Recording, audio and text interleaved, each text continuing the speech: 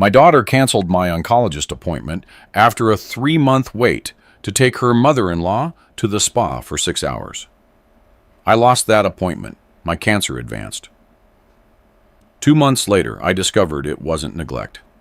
It was the first step in a calculated plan to steal everything I had built over 42 years of honest work. Before I continue, subscribe and activate the notification bell because we publish new stories every day. Leave a like and tell us in the comments what city and state you're watching from. My name is Leonard Johnson, but everyone calls me Lenny. I'm 67 years old, and for my entire life, I considered myself a man of solid principles. I worked as a civil engineer from the age of 25 until my retirement 7 years ago. I designed and oversaw the construction of bridges, highways, and buildings that are still standing across the state of Georgia. Every dollar I earned was with honest effort, with hands that got dirty with cement, and a mind that solved problems others thought were impossible. My wife, Sarah Williams Johnson, and I raised 2 children, Naomi, who is now 38, and Marcus, who is 35. Sarah passed away in January of 2021 after a long battle with diabetes. Her death devastated us all, but especially Naomi, who had always been very close to her mother, or so I believed. For the 2 years following Sarah's death, Naomi seemed to transform into the perfect daughter. She visited every week, prepared meals, organized my medications, and accompanied me to routine doctor's visits. Marcus, who lives in New York City for his job, called constantly but couldn't be physically present often. I understood his situation and deeply appreciated Naomi's dedication. In November of 2021, she married Trevor Hayes, a 40-year-old man who worked as a financial manager for a mid-sized firm. The wedding was modest but beautiful. Trevor always seemed polite, perhaps a little too interested in conversations about property and investments, but I attributed that to his profession. Everything changed in March of 2023. I started feeling a strange fatigue, unexplained weight loss, and persistent abdominal pain. My primary care physician, Dr. Anya Sharma, ordered blood work and imaging tests. On March 15th, I received the diagnosis no one wants to hear: stage 2 pancreatic cancer. Dr. Sharma was direct but compassionate. She explained that I needed to see a specialized oncologist urgently, stressing that time was crucial in these cases. She referred me to Emory University Hospital, one of the best oncology centers in Atlanta. The reality of specialized medical care, even with good insurance, is that appointments can still take months. I was assigned a date for June 15th, 2023. 3 months of waiting that felt like an eternity. During that time, my symptoms gradually worsened. I lost 17 pounds. The pain intensified.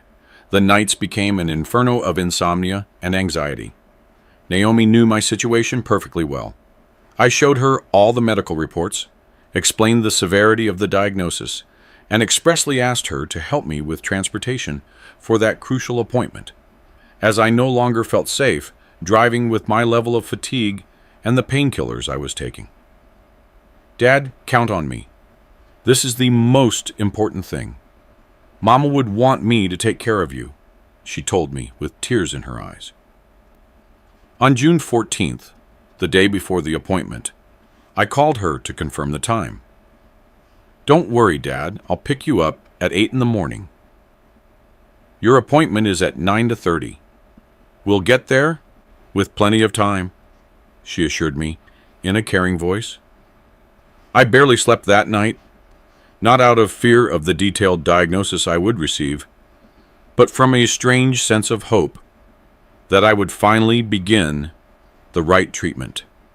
On the morning of June 15th, I woke up at 6, showered with difficulty, put on comfortable clothes, and prepared a folder with all my chronologically organized medical reports. By 7:30, I was sitting on the side in my Buckhead apartment, waiting. At 8:15, I was surprised Naomi hadn't arrived. I called her. The phone rang 6 times before she answered. "Hello, Dad." Her voice sounded normal, awake, and unhurried. "Naomi, it's 8:15. Are you on your way?" There was a pause that lasted barely 3 seconds but changed everything forever. "Dad, I'm so sorry, but I won't be able to take you. Something urgent came up with Brenda." Brenda Hayes was her mother-in-law, a 64-year-old woman in perfect health. "What happened? Is she okay?" I asked, genuinely worried. Yes, she's fine. It's just that she has a very important spa appointment she booked months ago, and her car is in the shop. I need to take her. You know how she is.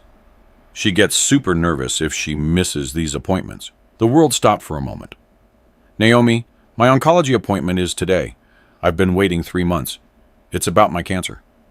"I know, Dad, but you can call and reschedule. Brenda has priority today. She's counting on me. You understand, right?" Brenda has priority. Those words were etched into my mind with fire. I didn't yell. I didn't curse. I didn't break anything.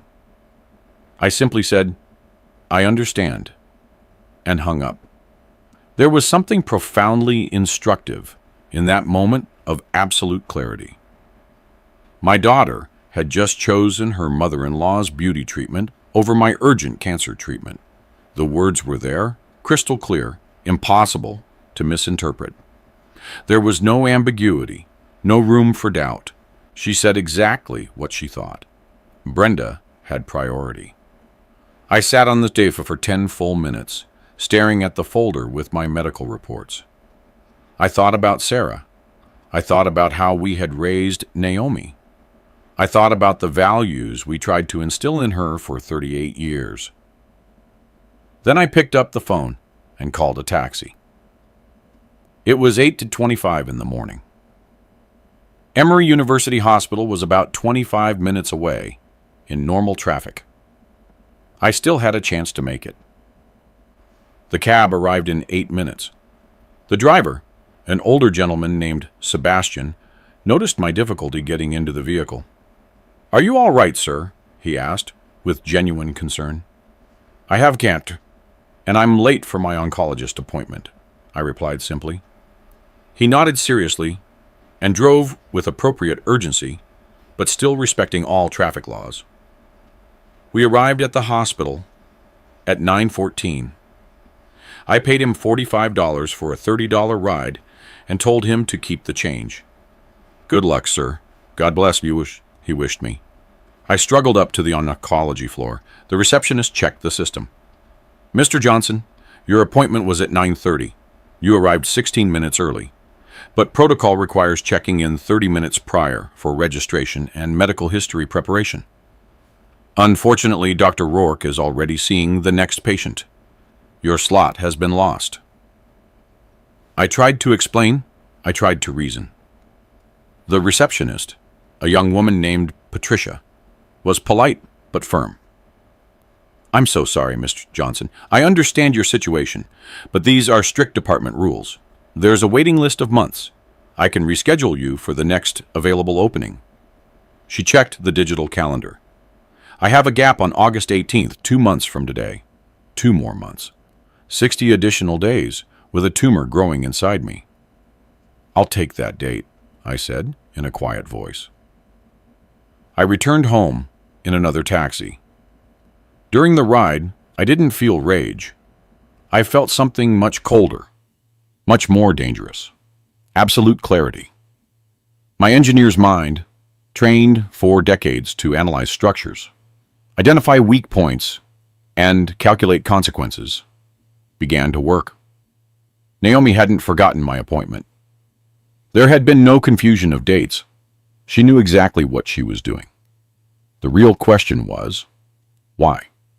I arrived back at my apartment near noon, prepared some tea, sat in my favorite armchair, and began to recall, not emotionally, but methodically. I mentally reviewed the last 2.5 years since Sarah died. At first, Naomi seemed genuinely affected and protective. But after her wedding to Trevor in November 2021, subtle changes began. Visits that used to last 3 hours were reduced to 40 minutes. Conversations that were once deep became superficial. And something else. Trevor began asking strangely specific questions about my properties. Lenny, do you still have that lake house at Oconee you bought back in the 90s? Is this apartment in your name, or was it something shared with Sarah? Have you thought about updating your estate plan since Sarah passed? Questions that, at the time, seemed like casual conversation, but which, now under this new light, revealed a pattern.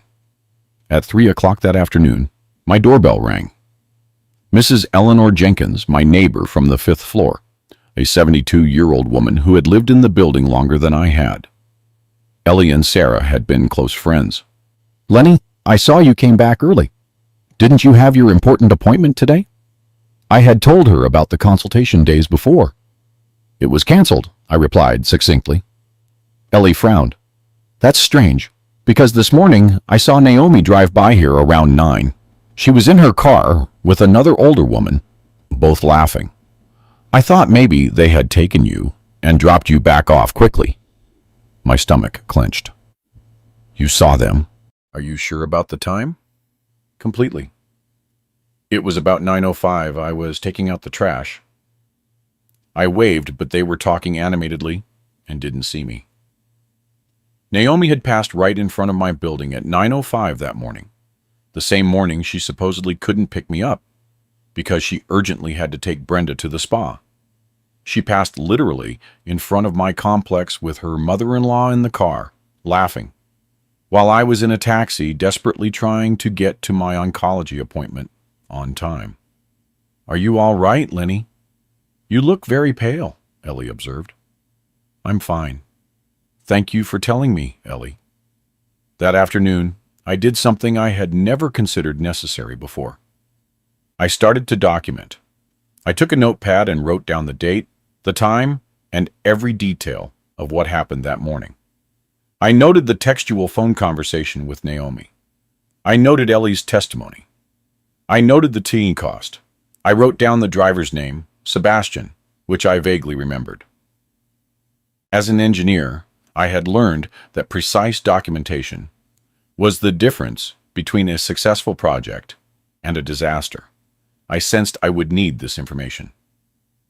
The next day, Naomi called me. Hey, Dad, how are you? How was your appointment yesterday? Her voice sounded casual, almost carefree. I lost it. I was 15 minutes late. They rescheduled me for August. There was a very brief pause. Oh, what a shame. Well, at least you have another date. It's probably not that serious to wait a little longer, right? Pancreatic tumor. 2 additional months of waiting. And she was saying, it's not that serious to wait a little longer, in the same tone she would use to talk about a salon appointment. Of course, Naomi. It's not serious, I replied, with perfect calm. I hung up and added that conversation to my notebook. Then I dialed Marcus's number in New York. Marcus answered on the 3rd ring. Dad, I was just thinking of calling you. How did the oncologist appointment go? The genuine concern in his voice painfully contrasted with his sister's indifference. I told him everything. Naomi's cancellation, the 10 ride, the missed appointment, the 2 additional months of waiting. There was a long silence on the other end of the line. Dad, I need to tell you something I've been meaning to say for weeks, but I didn't know how. Marcus took a deep breath. 3 weeks ago, I came to Atlanta for work. I stopped by Naomi's house to say hello without calling ahead. Trevor was in the backyard talking on the phone. He didn't see me arrive. I heard him say, verbatim, "We need to resolve the old man's situation soon. Every month that goes by is money evaporating in unnecessary medicine and medical expenses." When he saw me, he immediately changed the subject and hung up quickly. Something cold settled in my chest. Are you completely sure of what you heard? Absolutely sure, Dad.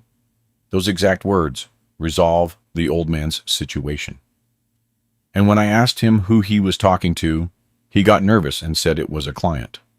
But his tone wasn't professional. It was personal. I asked Marcus to also document that conversation in writing with the exact date and details. He agreed immediately. Dad, are you okay? I'm worried about what's happening. I assured him I was fine, that I just needed to understand some things. We agreed to talk every 3 days. Over the next 8 weeks, until my new medical appointment, I became a silent observer of my own life. I didn't confront Naomi. I didn't demand anything from her. I simply observed and documented every interaction. She now visited every 10 or 12 days. Brief, 30-minute visits where she asked general questions about my health but never went into detail. When I mentioned worrying symptoms like intensified pain or weight loss, she diverted the conversation to trivial topics. On June 29th, Sarah's birthday, we traditionally went to the cemetery together. Naomi messaged me saying she couldn't accompany me because Brenda needed help organizing a family dinner. I went alone in a tea and spent 2 hours talking to my wife's grave. Sarah, I don't know where we went wrong with her. Or maybe we didn't go wrong. Maybe he's the one who changed her. On July 12th, it was the wedding celebration for Trevor's cousin. Naomi had invited me a month earlier. 2 days before the event, she called me, Dad, about the wedding on Saturday. There was a problem with the seating. There's no space for you. You know how these things are. Big families complicate the organization. But Marcus, who had also been invited, told me later that there were at least 15 empty seats at the reception. Naomi had simply decided not to take me. I documented everything. Dates, conversations, witnesses. My notebook grew. On July 23rd, I received a call from my bank, Wells Fargo, Buckhead branch. The manager, Ms. Vanessa Reed, had known me for 15 years. Mr. Johnson, excuse me for bothering you. Your daughter, Naomi, came in yesterday asking questions about your accounts. She asked if you had granted power of attorney to anyone, what documentation would be needed for her to help manage your finances due to your health condition. Protocol prevented me from giving her any information, but I thought it appropriate to inform you. I thanked her immensely for her professionalism. Ms. Reed, under no circumstances authorize any movement in my accounts without my physical presence and direct confirmation. She assured me that would be the case. I also noted this conversation. On August 5th, Marcus flew to Atlanta specifically to visit me. We spent the entire day together. He helped me with groceries, cleaned the apartment, and organized my medications. During dinner, he looked at me seriously. Dad, is there something else? Last week I called Naomi to coordinate your appointment on the 18th. I told her I would be flying in from New York to take you. Do you know what she told me? That it wasn't necessary. That you were probably exaggerating the seriousness of your condition. That at your age, doctors always find something to prescribe and charge for. She talked about my cancer as if it were an invented cold. This information was particularly revealing. Naomi was actively minimizing my diagnosis to her brother, constructing a narrative where I was an exaggerated, hypochondriac elderly man, not a man with a real mortal illness. Marcus, I need you to trust me. Something is happening that I don't fully understand yet, but I will find out. In the meantime, do not confront your sister. Don't tell her we talked about this. It's important. Marcus nodded, although I saw deep worry in his eyes. On August 14th, 4 days before my oncology appointment, Naomi finally showed up at my apartment without warning. She brought Trevor with her. It was the first time in months he had visited me. "Lenny, good to see you. You look thinner. Naomi tells me you've been a little depressed lately." Depressed. That was the word they had chosen. They sat in my living room. Trevor led the conversation while Naomi remained strangely silent. "Lenny, Naomi and I have been thinking.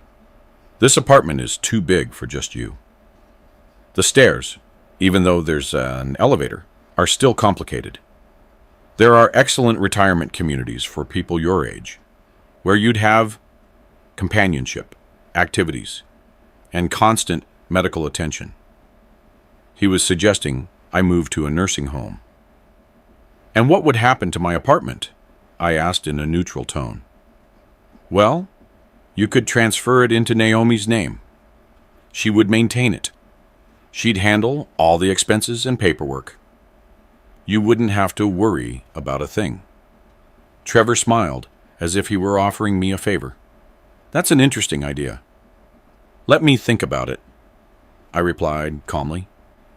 They exchanged satisfied glances. They stayed barely 20 more minutes and left. In my notebook, I wrote, August 14th. Trevor and Naomi propose retirement home and property transfer. The plan is becoming clear. 3 days later, on August 17th, I called an attorney. August 18th, 2023 finally arrived. This time, I didn't depend on anyone. I hired a private medical transport service that picked me up at 8 in the morning. I arrived at Emory University Hospital 40 minutes early. The driver, a professional named Miguel Ortega, helped me all the way to the oncology reception. I paid him $50 and gave him my number in case I needed his services again. The consultation with Dr. Charles Rourke was devastating and revealing at the same time. He was a man in his 50s, bald, with metal-rimmed glasses, and a serious expression that didn't hide the reality behind false optimism. He reviewed my March studies and compared them with the new tests and CT scans I had done the previous week. "Mr. Johnson, I regret to tell you that the tumor has progressed considerably in these 5 months since the initial diagnosis." He put the images side by side on his screen. "In March, we had a localized tumor of approximately 1¼ inches, stage 2A, with no clear evidence of metastasis. Now we are seeing growth up to 1¾ inches with regional lymph node involvement. It is officially advanced stage 2B, borderline with stage 3. He explained with graphs and terms that, with my technical background, I could perfectly understand. The 2-month delay in initial care had allowed cancerous cells to spread to neighboring structures. If we had started treatment in June, when it was originally scheduled, the chances for curative surgery were 65%. Now we are at 42%. The optimal window closed. Dr. Rourke, I need this documented with absolute clarity. My voice was firm.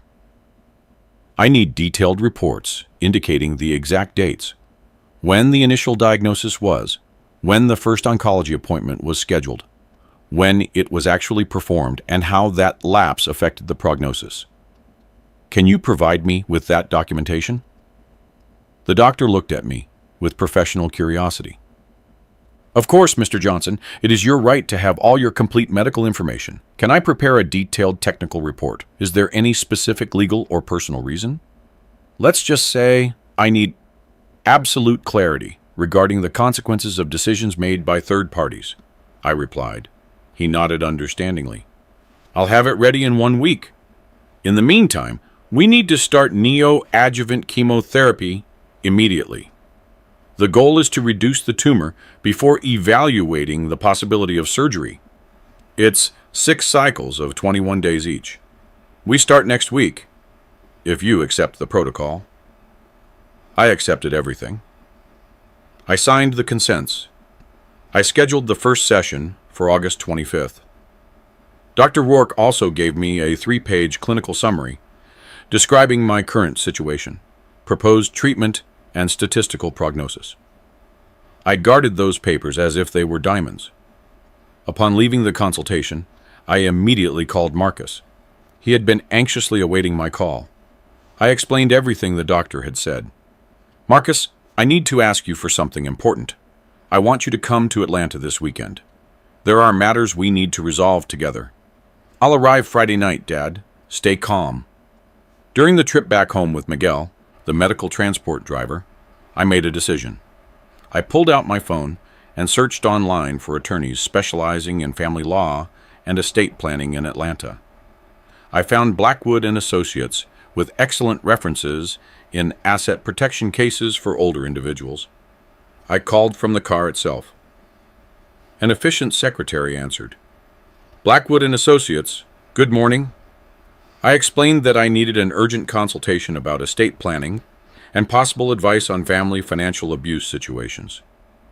She offered me an appointment for August 22nd at 11 in the morning with the principal attorney, Mr. Samuel Blackwood. I accepted immediately.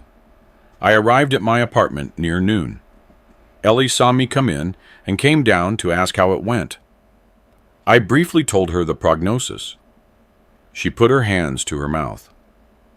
"Oh, Lenny, I'm so sorry. Does Naomi know yet?" I told her I hadn't contacted her yet. Ellie shook her head. "That girl should be here with you.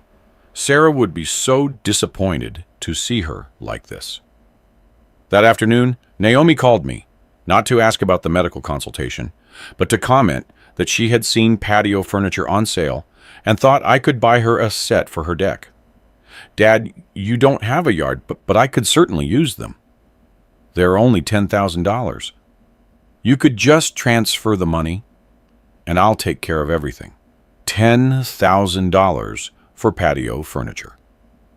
While I had just received confirmation that my cancer had advanced to a more dangerous stage because of the delay she herself caused. "Naomi, this is not a good time for superfluous expenses.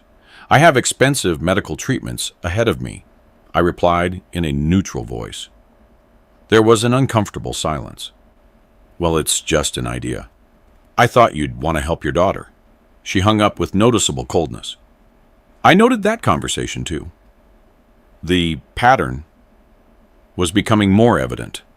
Minimization of my illness, financial requests, emotional distancing, attempts at asset control. These were not coincidences.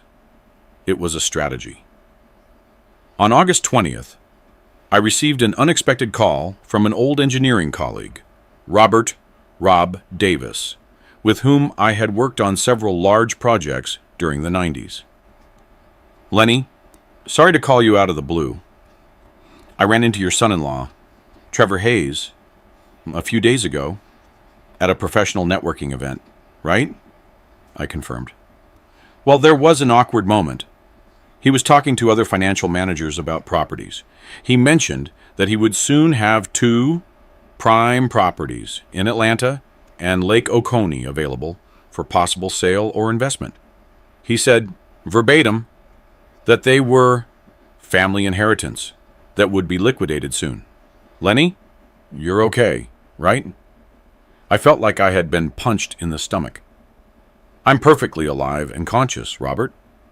Those properties are mine, and they are not for sale or in the process of inheritance because I am still here." Rob let out a low whistle.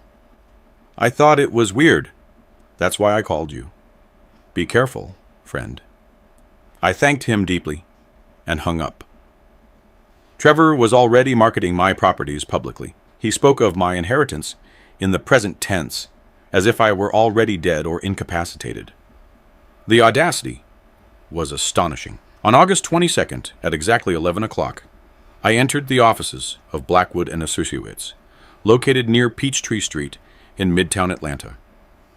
The offices were sober but clearly professional. Dark wood, shelves packed with legal codes, framed diplomas. The receptionist showed me into a large office where Mr. Samuel Blackwood An attorney about 55 years old, with perfectly trimmed gray hair, an impeccable suit, and an analytical gaze, was waiting for me. "Mr. Johnson, welcome. Please have your seat. Tell me what brings you here." His voice was professional, but warm. Over the next hour, I laid out the entire situation with the precision of a technical report. I showed him my notebook with chronological documentation. The canceled June 15th appointment, Ellie's testimony about seeing them that same day, the conversations about the retirement home, the bank call, Robert's comment about Trevor marketing my properties, the constant financial requests, the medical reports showing tumor progression linked to the delay. Everything. Mr. Blackwood took meticulous notes on his computer. When I finished, he leaned back in his chair and interlaced his fingers. "Mr. Johnson, what you describe forms a troubling pattern that, legally, we call financial abuse of a vulnerable person. The fact that your son-in-law is publicly talking about liquidating your estate while you are alive, combined with attempts to obtain power of attorney over your finances and the documented medical negligence, builds a solid case." "Medical negligence?" I asked. "Your daughter had a duty of care when she committed to transporting you for urgent oncology treatment. Canceling that obligation for recreational activities, causing documented medical deterioration, can be interpreted as negligence by omission. It's not necessarily criminal, but it is civilly relevant." Mr. Blackwood was direct with the options. First, immediately protect my assets through legal reorganization. Second, establish clear medical directives, naming a trusted representative who was not Naomi. Third, consider formal legal action for damages, if I desired. Before any aggressive legal action, I recommend securing your assets. Can you detail exactly what you own? I pulled out documents I had prepared. Apartment in Buckhead, Atlanta, 1,300 square feet. Title in my name, valued at $450,000 according to a recent appraisal. Lake Oconee House, 850 square feet with land, valued at $250,000. Savings accounts at Wells Fargo with $150,000. Total assets, $850,000 with no debts. Everything acquired with my work as a civil engineer over 42 years. Mr. Blackwood nodded appreciatively. Considerable and clean assets. Now, regarding succession, in the state of Georgia, you have freedom of disposition, unlike some other systems. We can use a combination of a revocable trust and a will to clearly allocate your estate. My recommendation is to allocate the minimal, legally challengeable portion to Naomi and designate Marcus as the recipient of the entire residual estate. He continued, "You planned on leaving half to each, which would be $425,000 each. We can set up a specific bequest in your trust for Naomi of $150,000. This is a clear, definitive amount. Furthermore, we can perform a quitclaim deed transfer of the Lake Oconee house to Marcus now as a gift. That takes $250,000 out of Naomi's reach immediately." I did quick calculations. So Naomi would receive only her specific $150,000 out of an $850,000 total, approximately 1/5 of the total assets, when she probably expected half or more. Exactly. It's the maximum reduction we can implement legally without outright disinheriting her, which often invites litigation. This route is simpler and legally more secure. I accepted all his recommendations. Mr. Blackwood immediately prepared documentation, a new last will and testament, a revocable living trust, gift deeds for the Lake Oconee house, and medical power of attorney naming Marcus as the sole authorized representative for healthcare decisions. We need to go to a closing attorney this week to finalize. Can you do Friday the 25th? I have my first chemotherapy session that day in the morning, but I can do the afternoon. Perfect. I'll coordinate with the attorney and confirm the exact time. Marcus arrived that Friday night, the 22nd, from New York. I picked him up at the airport. When he saw me, his eyes welled up. I had lost almost 25 pounds since March. Dad, you're so thin. I hugged him tight. In the taxi back, I told him everything I had discovered and the steps I was taking with Mr. Blackwood. Marcus listened with an increasingly somber expression. I can't believe my own sister is capable of this. How did we get here? I answered with something I had been reflecting on a lot. I don't think Naomi was born this way. I think Trevor found her weak points: financial insecurity, a desire for status, a need for his mother's approval, and he exploited them. He turned her into someone your mother and I wouldn't recognize. On Saturday the 23rd, Marcus and I spent the day organizing all the necessary documents for the closing. We found the original deeds for both properties, updated bank statements, my birth certificate, and professional licenses. Everything was perfectly filed, because I had always been methodical with important documentation. That afternoon, my phone rang. It was Naomi. Dad, how are you? I haven't heard from you in days. I was at the hospital on the 18th, oncology consultation, I replied simply. Ah, and what did they say? Her tone was that of someone asking about a minor administrative task. The tumor advanced. I lost the optimal treatment window because of the delay. I start chemo on Friday. There was a pause. Well, I'm sure the doctors exaggerate. You look fine, don't you? I did not look fine. I had lost 25 pounds. I had deep, dark circles under my eyes. I got fatigued climbing one flight of stairs. Naomi, Marcus is here with me. He will accompany me to treatment. I said this deliberately to observe her reaction. Marcus came to Atlanta? Why didn't you tell me? There was annoyance in her voice, not fraternal concern. He came to take care of his sick father. He didn't need your authorization. I responded with a coldness she definitely noticed. Naomi stammered something about wanting to visit soon and hung up quickly. Marcus, who had heard my side of the conversation, shook his head. She's nervous. She feels she's losing control. He was right. Every move I made independently, every decision taken without consulting her, was eroding the plan she and Trevor had built. On Sunday the 24th, I did something I hadn't done in months.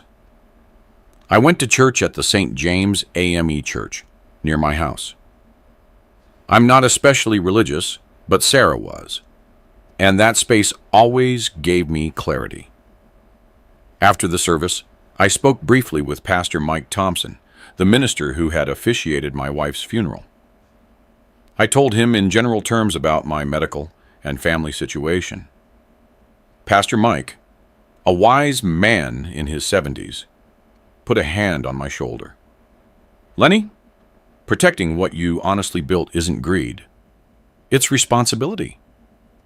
And teaching consequences to those who act wrongly, even if they are family, isn't cruelty. It's justice. Sarah would be proud of you for standing up for your dignity. His words gave me a peace I hadn't felt in weeks. Monday the 25th started early. Miguel, the medical transport driver, picked me up at 7:30. Marcus came with me. The first chemotherapy session at Emory Hospital lasted 4 hours. I was connected to an IV, and 3 different medications were administered. Dr. Rourke personally supervised and handed me the detailed report I had requested. 8 technical pages documenting exact dates, tumor progression, lost treatment windows, and a direct correlation between the delay from June to August and the worsening prognosis. Doctor, this document is exactly what I needed. Thank you for your professionalism, I told him as I tucked the report into my briefcase. We left the hospital at 12:30. I felt dizzy and weak from the medication, but mentally alert. At 4 o'clock that afternoon, we had an appointment at the closing attorney's office. Mr. Blackwood was waiting for us at the entrance with 2 assistants carrying folders of documents. The law office was in a stately, early 20th century building. High ceilings, dark furniture. The air of legal solemnity these places have. The closing attorney, a meticulous man of 63 named Robert Sterling, checked my personal documentation. First, my driver's license, birth certificate, and a medical certificate of mental capacity, signed by a psychiatrist, and Mr. Blackwood had coordinated to assess my cognitive competence 3 days earlier. Mr. Johnson, we proceed then with 3 legal acts today. The new trust agreement revoking previous ones, the gift deed of the Lake Oconee property to your son Marcus, and specific health care power of attorney. Do you confirm that these are your decisions, taken freely and without coercion? Mr. Sterling looked directly into my eyes. I absolutely confirm. These are my decisions, taken with full awareness and adequate legal advice. And we signed document after document. The new trust agreement specified that of the total $850,000 in assets, a specific bequest of $150,000 would be given to Naomi Johnson. Marcus Johnson would receive the remainder of the residual estate, approximately $700,000, plus the Lake Oconee property, which was being transferred now. The numbers were clear. She expected to inherit a minimum of $425,000. Now she would receive barely $150,000. The medical power of attorney exclusively named Marcus as the authorized representative for healthcare decisions in case of temporary incapacitation. Naomi had no legal authority over my treatment. Mr. Sterling read every complete document aloud, verified my understanding, and confirmed my will. I signed every page with my characteristic signature. Marcus signed as the recipient of the gift and as the medical power of attorney. Everything was officially registered at 6:15 on the afternoon of Monday, August 25th, 2023. Upon leaving the closing attorney's office, Mr. Blackwood accompanied us for coffee on a nearby patio. Mr. Johnson, your assets are now legally protected. Naomi cannot do absolutely anything to alter these dispositions. Any attempt to challenge the trust would be rejected because we have meticulously documented your full capacity. The next step is up to you. Do you want to take active legal action for the damages caused, or do you prefer simply to maintain the established protection? I considered it carefully. For now, let's keep this confidential. I want to see how their next moves develop. I have a feeling they haven't shown all their cards yet. Mr. Blackwood nodded. Wise, keep me informed of any developments. And, Mr. Johnson, if you'll allow a personal comment. I have handled many cases of family abuse in 30 years of practice. Most victims are paralyzed by denial or emotional pain. You have acted with admirable clarity, speed, and strategy. You are an exceptional man. That night, Marcus and I had a quiet dinner in my apartment. He prepared a light soup because the chemotherapy medication had taken away my appetite. Dad, how do you feel about all this? I know it can't be easy making these decisions about Naomi. I answered honestly. It hurts me deeply what my daughter has become. But the idea of letting her abuse me without consequences hurts more. Your mother taught me that loving doesn't mean tolerating mistreatment. It means setting healthy boundaries. This is tough love, Marcus. It's the last lesson I can teach your sister, that actions have real consequences. On Tuesday the 26th in the morning, I received a call from the accountant who had handled my finances for years, Mr. Albert Paredes. Mr. Johnson, I need to inform you of something sensitive. Yesterday, I received a visit from your son-in-law, Trevor Hayes. He came with printed documents that looked like notarial powers of attorney, although he wouldn't let me examine them closely. He specifically asked about your investments, pension funds, and life insurance policies. He wanted exact amounts, designated beneficiaries, and procedures to expedite transfers in case of cognitive deterioration of the title holder. Those were his exact words. I felt my blood run cold, but I kept my voice calm. Mr. Paredes, those documents are either false or irrelevant. I was at the attorney's office yesterday reorganizing all my legal affairs. Marcus is my sole authorized representative. Under no circumstances provide any information to Trevor Hayes or my daughter Naomi without my physical presence and explicit authorization. Don't worry, Mr. Johnson. I didn't give him any information. In fact, I asked him to leave when he insisted too much, but I felt it was important to warn you. His behavior was aggressive and unprofessional for someone supposedly just looking to help a family member. I thanked him immensely for his loyalty. I hung up and told Marcus immediately. They're desperate. They sense something has changed, but they don't know exactly what. They're going to accelerate their moves. I wasn't wrong. That same afternoon, at 5:20, Naomi showed up at my apartment without warning. She brought Trevor and, surprisingly, Brenda. The three of them came up together. When I opened the door and saw them, I immediately knew they were on a coordinated mission. Dad, we need to talk seriously. Naomi began in a tone intended to be firm, but sounding nervous. They walked in without waiting for a real invitation. Marcus was in the spare room, working on his laptop. He came out when he heard voices. Trevor quickly took the floor. Lenny, we've been very concerned about you, your health, your ability to handle complex matters, your general well-being. We know you started chemotherapy. Those treatments affect mental clarity and decision-making capacity. It's not your fault. It's pure chemistry. Brenda intervened in a syrupy voice. Mr. Johnson, I went through something similar with my late husband. Oncology treatments are terrible. He needed constant help with everything. That's why I'm here, to support Naomi during this difficult time for the family. Marcus and I exchanged glances. Brenda's presence was revealing. She was there as a witness to validate what was coming next. Naomi pulled papers from her purse. Dad, we prepared general power of attorney documents. It's to make your life easier. I'll take care of paying bills, managing properties, coordinating with doctors, everything. You just have to concentrate on recovering. She extended the papers toward me.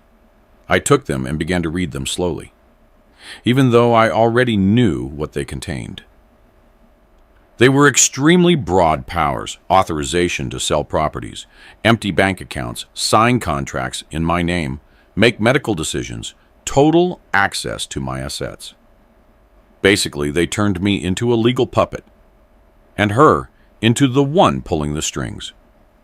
These documents give you absolute control over everything I own, I commented in a quiet voice, pointing to specific clauses. My technical background had taught me to read contracts meticulously. Well, it's for protection. For your own good, Trevor quickly responded. Imagine something happens to you during treatment. Someone has to be able to act fast. I placed the papers on the coffee table. And why not Marcus? He's my son, too. Naomi and Trevor visibly tensed up. Marcus lives in New York. He can't be here regularly. I'm in Atlanta, available always, Naomi argued, even though the last few months had demonstrated the exact opposite. Interesting, because Marcus has been more present in the last 2 weeks than you have in the last 6 months, I said, in a perfectly neutral tone. Trevor changed tactics. Lenny, let's be practical. You are 67, with advanced cancer and aggressive treatment ahead. You need professional help to manage a considerable estate. I work in financial management. I can optimize your resources, ensure the money yields returns, and protect your legacy. It's my specialty. There it was, the true objective, finally verbalized without disguise. Access to my money under the pretext of professional management. I have a question, I said, leaning forward.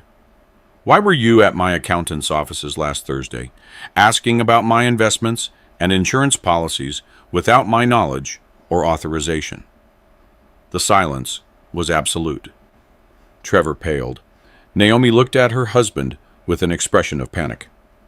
Brenda cleared her throat uncomfortably. I was just making preliminary inquiries to be able to advise you better, Trevor stammered. And why, 3 weeks ago, did you tell Robert Davis that you would soon have 2 prime properties in Atlanta and Lake Oconee available for inheritance liquidation? Textual words, according to a direct witness? Now Naomi also paled. Trevor opened his mouth, but no sound came out. Marcus got up from his chair and stood beside me. Do you want me to tell you what's really going on here? You two planned this for months.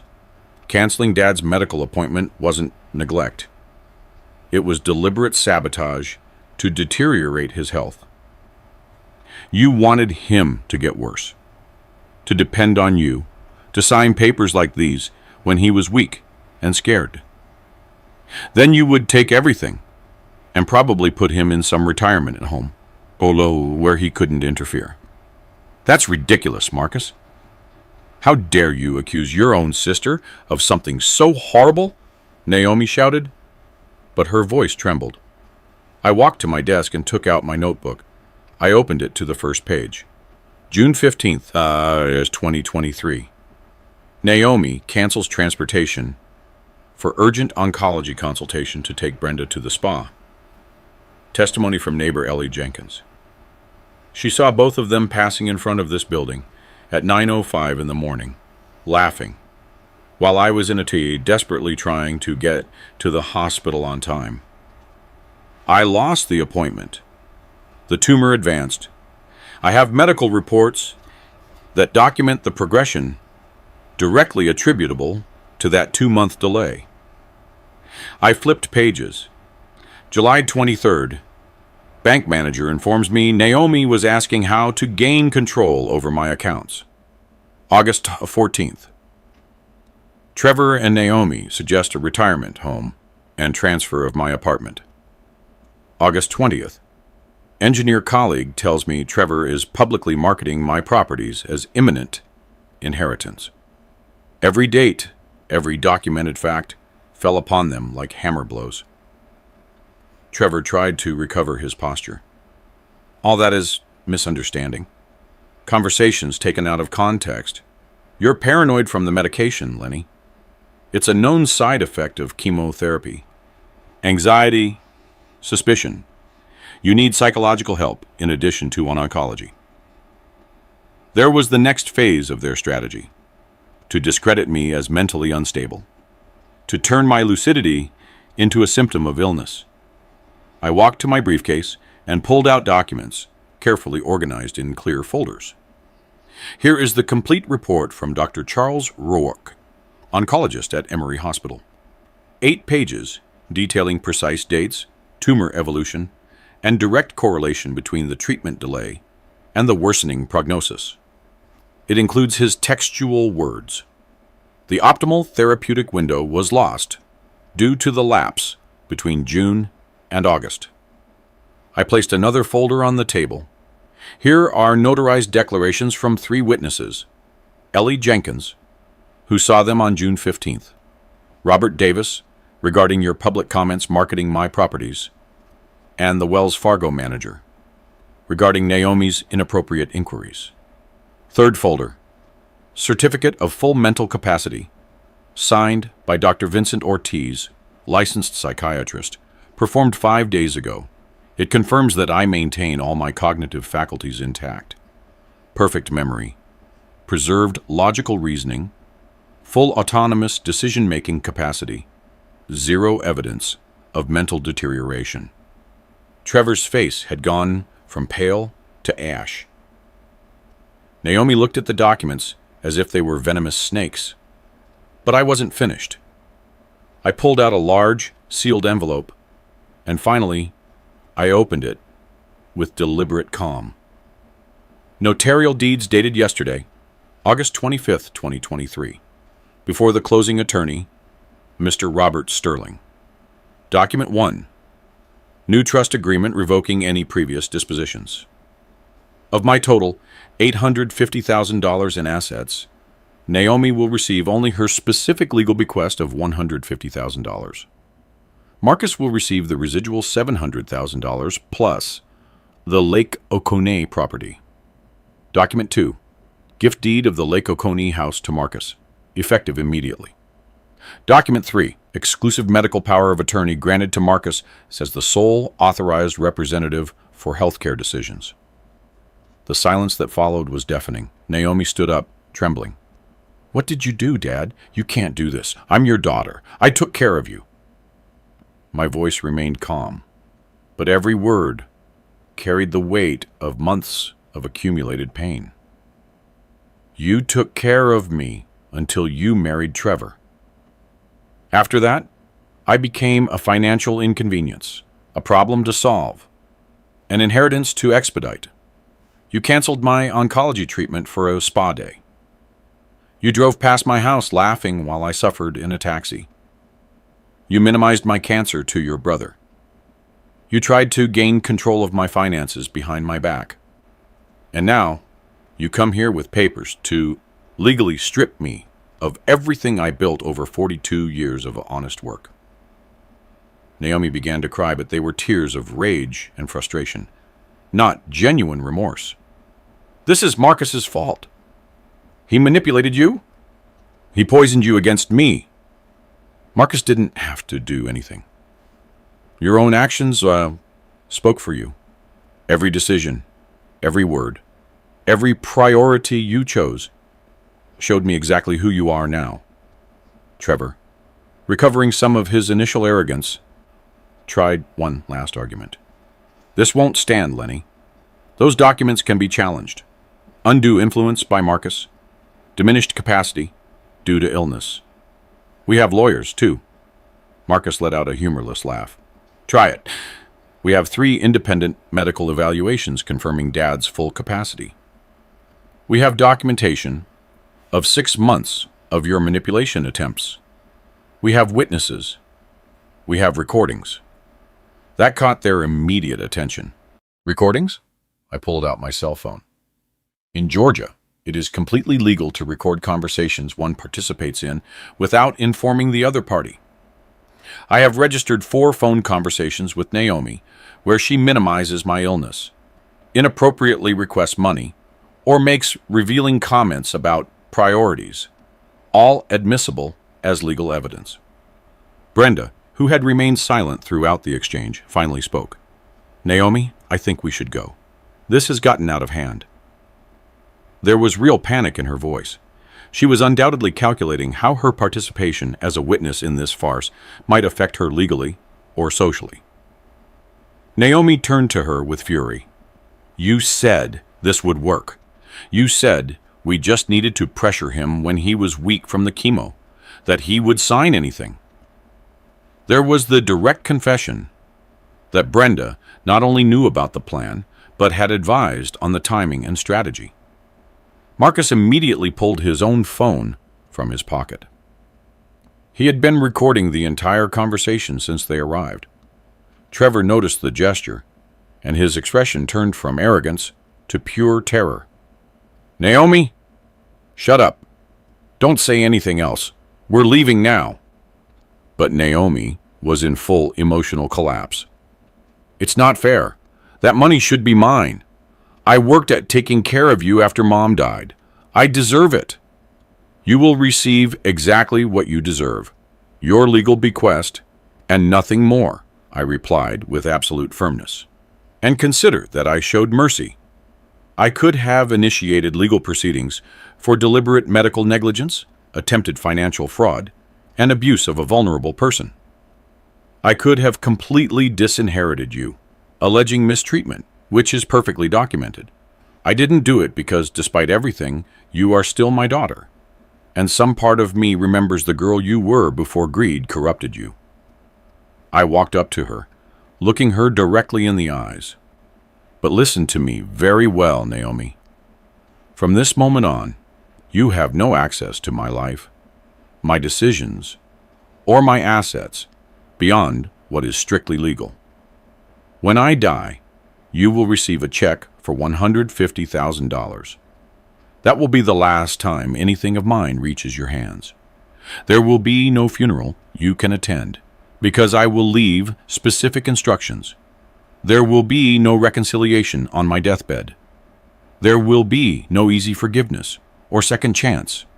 This is your consequence. Live with it. Naomi ran out of the apartment, sobbing.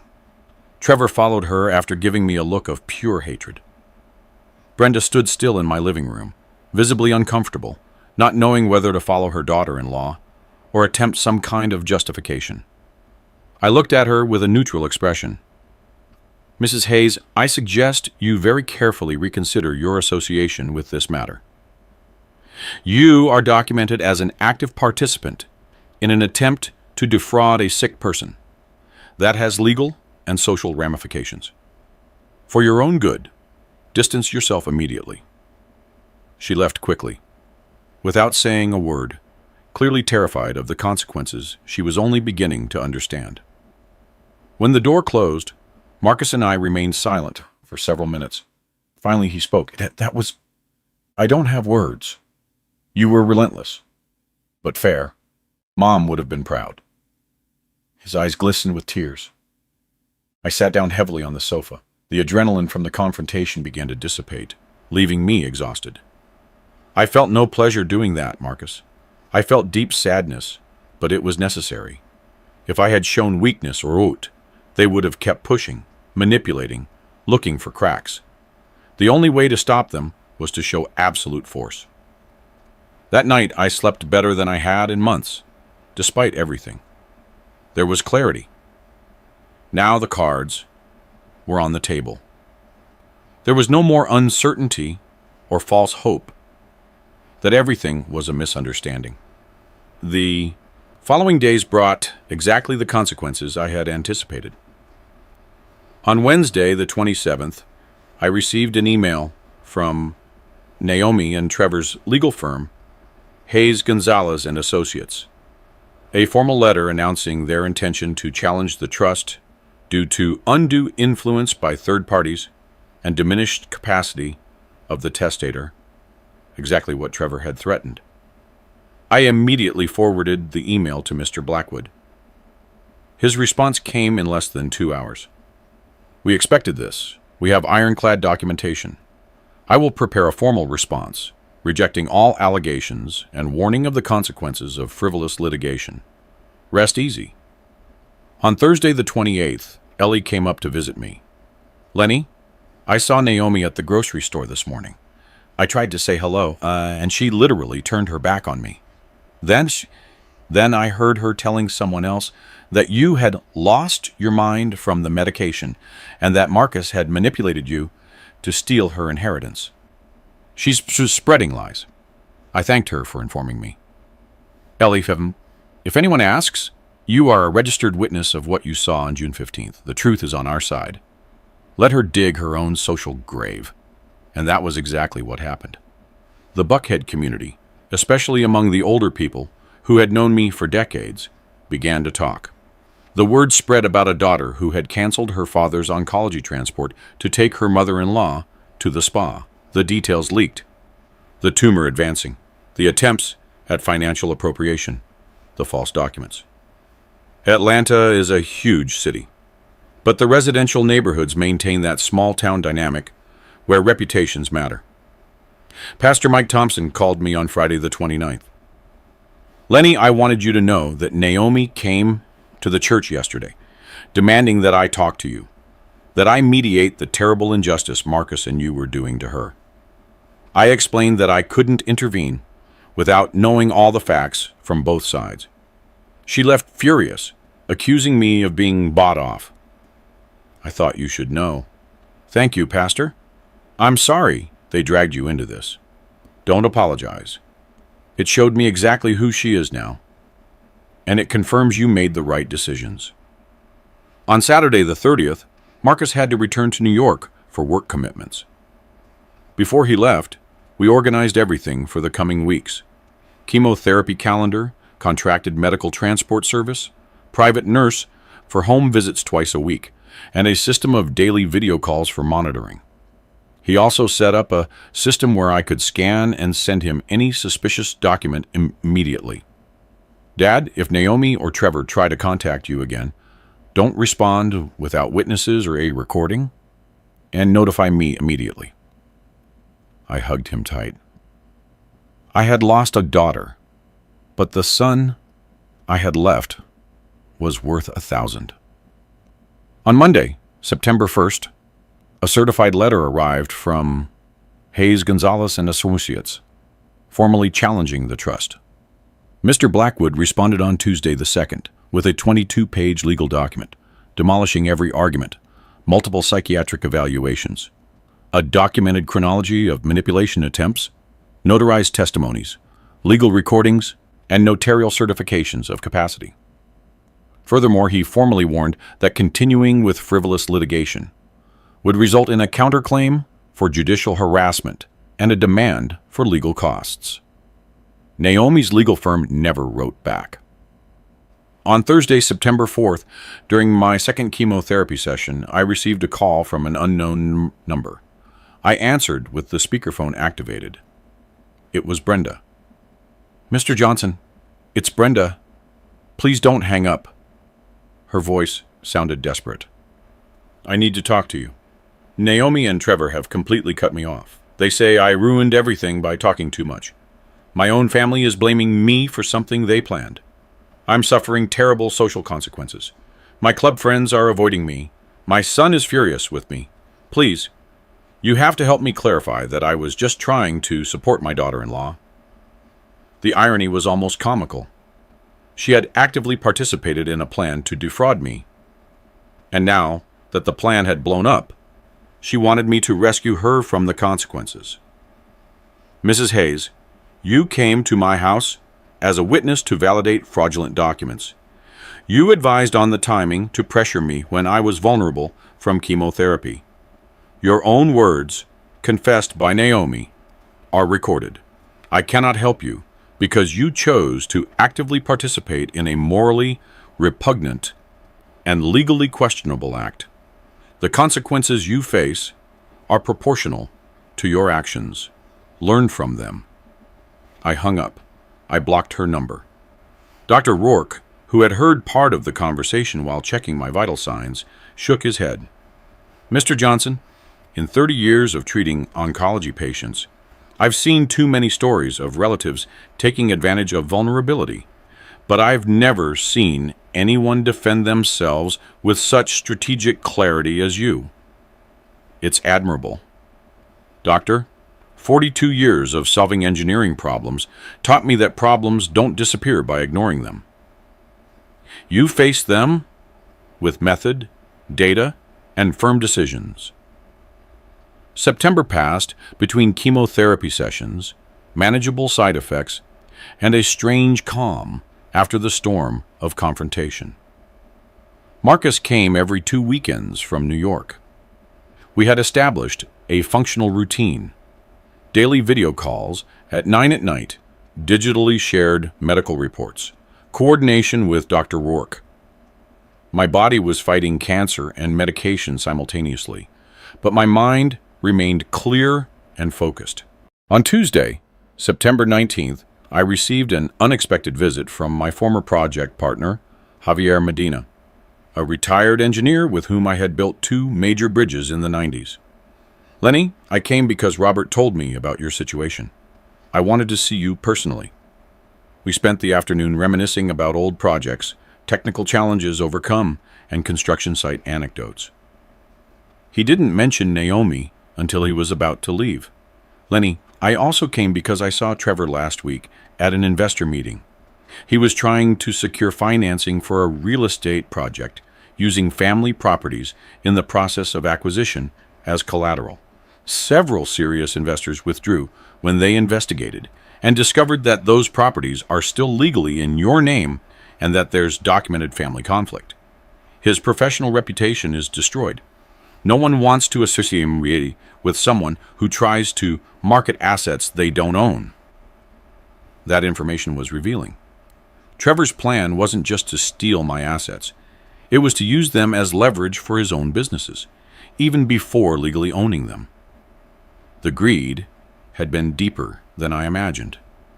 On September 26th, during my fourth chemotherapy session, Dr. Rourke reviewed recent tests with a cautiously optimistic expression. "Mr. Johnson, your tumor markers are descending. The tumor has reduced from 1 3/4 inches to 1.5 inches. The chemotherapy is working. If this trend continues, we could consider surgery in December or January." It was the first genuinely good news in months. I called Marcus immediately afterward. He yelled with joy on the other end of the phone. "Dad, you're doing it. Your body is responding." His happiness filled me with an energy the medication couldn't provide. October arrived with cooler temperatures and visible changes in my situation. Naomi and Trevor's story had become common knowledge in certain Atlanta circles. On October 3rd, Miss Reed from the bank called me. "Mr. Johnson, I thought you'd be interested to know that your daughter closed her account with us. She came in very upset, demanded to transfer everything to another bank. She said we were disloyal for not giving her information about your finances." It was a rather unpleasant scene that other customers witnessed. On October 9th, Ellie told me she had seen Naomi and Trevor put their house up for sale. "There's a huge realty sign in the front yard. Looks like they're moving. Maybe it's better for everyone. A new beginning somewhere else, where people don't know the story." On October 15th, I completed my 6th and final cycle of chemotherapy. Dr. Rourke ordered new complete CT scans to evaluate the total treatment response. The results arrived on the 22nd. The tumor had reduced to just over 1 inch, within parameters considered surgical. The lymph nodes showed a significant reduction in metastatic activity. "Mr. Johnson, you are officially in partial remission. We will schedule surgery for January of 2024. The chances of complete resection are now 72%. You've won this battle." Dr. Rourke shook my hand with genuine firmness. When I left the hospital that day, I stopped in the parking lot. I looked at the clear, bright blue October sky.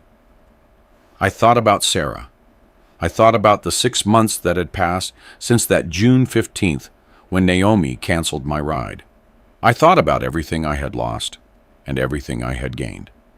I had lost the illusion of having a daughter who loved me unconditionally, but I had gained clarity about who she truly was. I had lost an optimal therapeutic window, but I had gained the determination to fight with all my might. I had lost part of my assets in strategic transfers, but I had protected my legacy from greedy hands. On October 26th, Marcus flew to Atlanta to stay for a full week, celebrating the good medical news. We cooked together, watched old movies, and organized all my tax and medical documents. One evening, as we were making coffee, the doorbell rang. It was a messenger with a certified letter. I opened it. It was from a different law firm than Naomi's, Ramirez and Associates. The letter formally informed me that Naomi Johnson and Trevor Hayes had initiated divorce proceedings. As part of the proceedings, Naomi formally requested an advance on her expected inheritance to finance her separation situation. Basically, she wanted me to give her money now, instead of waiting for my death. Marcus read the letter over my shoulder and let out a bitter laugh. "This can't be real. After everything that happened, she has the nerve to ask you for money." I showed Mr. Blackwood the letter via video call that same afternoon. He shook his head. A future inheritance is not enforceable until the testator passes away, unless the testator voluntarily decides to advance it. You have no legal obligation to respond to this request. In fact, I recommend ignoring it completely. It is a desperate attempt with no legal basis. I followed his advice. I did not respond. On October 31st, the last day of the month, I received a call from a private number. I hesitated but answered. It was Naomi. Her voice sounded broken, tired. "Dad, please, I need to talk to you. Trevor left me. He blames me for everything. I lost my house. My friends abandoned me. Brenda won't speak to me. I'm alone. Please, Dad, I'm your daughter." I felt a pang of pain, but I also remembered June 15th. I remembered Brenda has priority.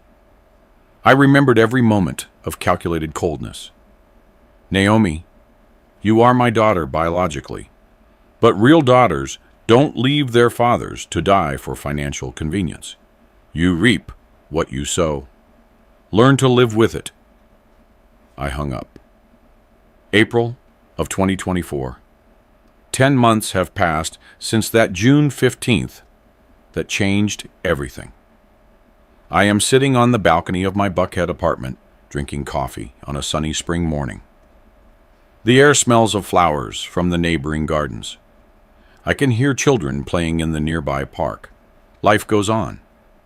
The surgery was performed on January 17th, 5 hours in the operating room.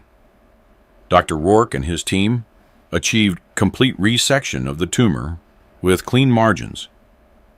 The lymph nodes removed showed minimal residual cancerous cells, but nothing that compromised the prognosis. I left surgery weakened but victorious. Marcus was in the waiting room for all those hours. Recovery was slow. 6 weeks of almost absolute rest, severe dietary restrictions, and pain controlled with medication. But every day I felt a little stronger. By March, I was walking 30 minutes daily. In early April, I resumed normal activities with some minor restrictions. On March 23rd, I had my first post-surgical oncology checkup, full lab work, control CT scans. Dr. Rourke reviewed the results with a genuine smile.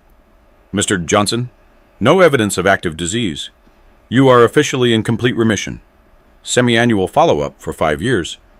But the prognosis is excellent. You won this war." When I got home after that consultation, the first thing I did was visit the cemetery where Sarah rests. I sat by her tombstone, as I did regularly. I did it, my love.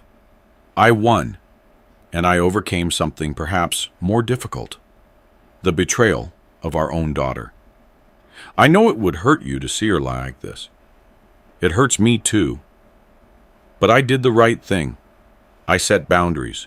I taught consequences, as you taught me to do.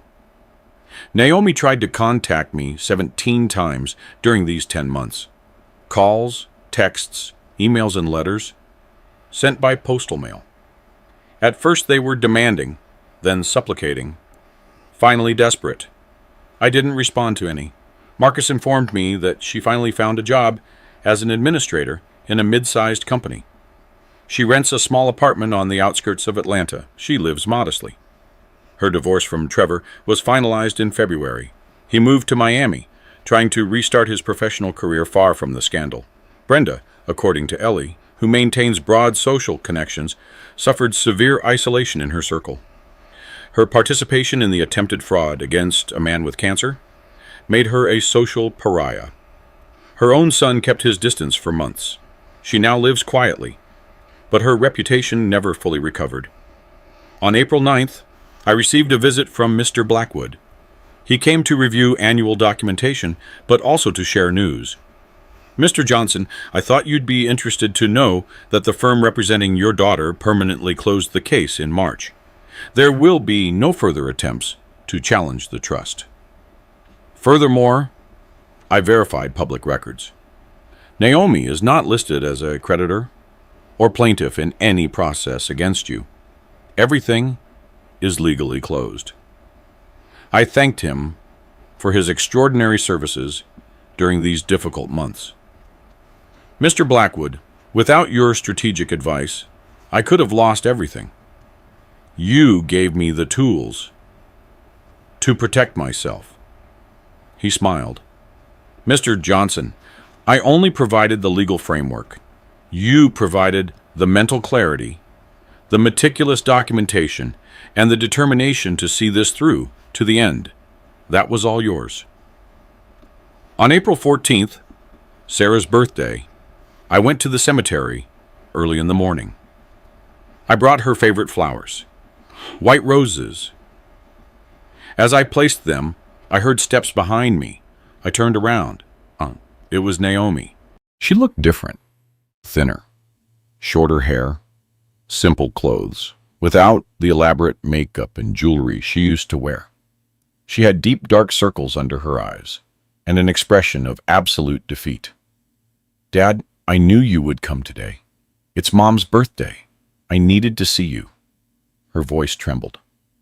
I didn't say anything. I simply looked at her. I've had 10 months to think about everything I did, about who I became, about how I disappointed Mom, you, and myself. Tears ran down her cheeks. I don't expect you to forgive me. I don't deserve forgiveness, but I needed you to know that I understand now. I understand the damage I caused. I understand that I lost the best father anyone could have for stupid greed and the manipulation of someone who never truly loved me. Her voice broke. How could I cancel your oncology appointment for a spa day?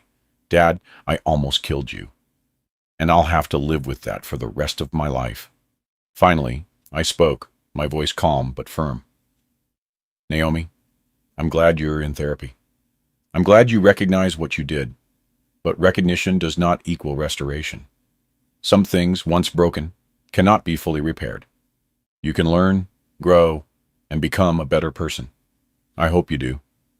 But our relationship as father and daughter died on June 15th, 2023, when you said, Brenda has priority. You can never forgive me, she whispered. Perhaps one day I can forgive you in my heart, but that doesn't mean I will allow you back into my life. Forgiveness does not require the restoration of trust, and the trust you destroyed is irreplaceable. You will live your life, I will live mine.